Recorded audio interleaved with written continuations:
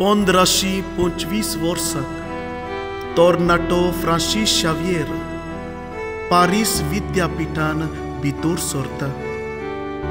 इनास दे लोयोला त्याच विद्यापीठान शिकतालो आनी सांगाताक एकाच कुडान ते रावताले।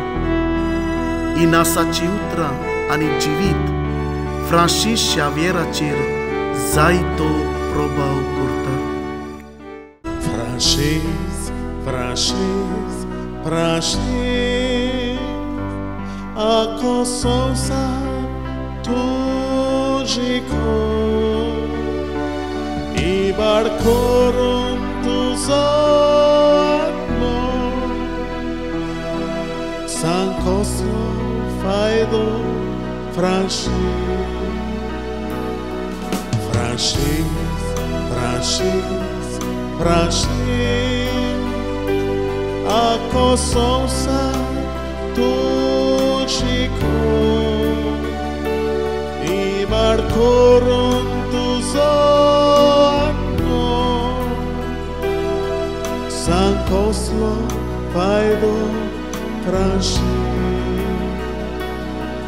San Coslo faido Francis. इनासाची उतरां फ्रांसीस शावियराक धार दिना। Francis, Francis, Francis, Francis, Francis, Francis, Francis, a consonsa tugico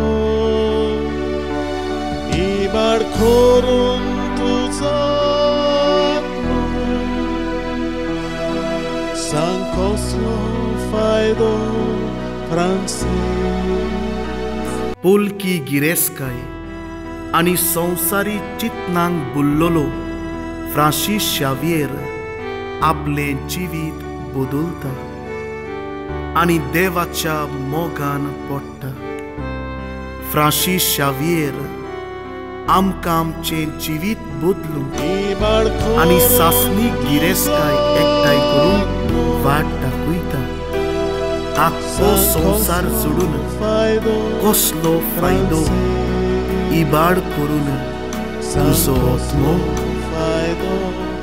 Francis.